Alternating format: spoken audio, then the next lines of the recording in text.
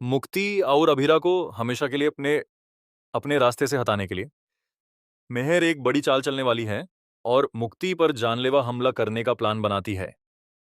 कहानी में ट्विस्ट तब आता है जब मेहर को पता चलता है कि मीरा अब अरमान और अभीरा दोनों से ही नफरत करने लगी है। इसी बात का फायदा उठाते हुए मेहर बार बार मीरा के पास जाकर यूज अपनी बातों में फंसा लेती है और अभीरा के खिलाफ यूज और ज्यादा भड़का देती है। जब मुक्ति को इस बात का पता चलता है तो वो अरमान को सब कुछ बता देती है, लेकिन जब मीरा को ये पता चलता है कि मुक्ति ने उसकी बात अरमान को बताई तो वह बहुत गुस्सा हो जाती है और मुक्ति से झगड़ा कर लेती है।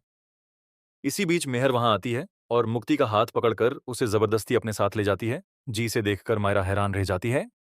मुक्ति को मेहर के साथ देखकर उसके दिमाग में पुरानी यादें ताजा होने लगती हैं और उसकी तबीयत खराब होने लगती है, लेकिन वो हिम्मत नहीं हारती और अभीरा की बातों को याद करती है।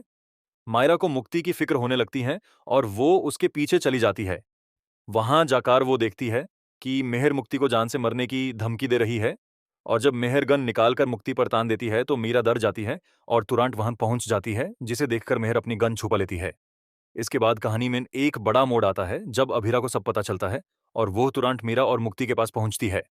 इसी दौरान मीरा को पता चलता है कि मुक्ति ही वानी है, जिसे जानकर वो और भी ज्यादा गुस्से में ना जाती है और यूज समझ नहीं आता कि जिस लड़की से वो सबसे ज्यादा नफरत करती थी उसी से वो इतनी अच्छी दोस्ती कैसे कर बैठी।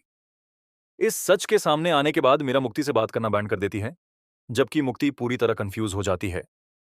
अभीरा उसे समझाती है कि सब सच जल्द सामने आ जाएगा और यू से ज्यादा सोचने की जरूरत नहीं है, क्योंकि वो हमेशा उसके साथ है।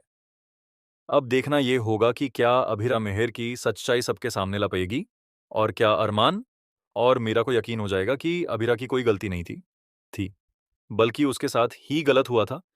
और क्या टूट चुकी फैमिली दोबारा एक हो पाएगी।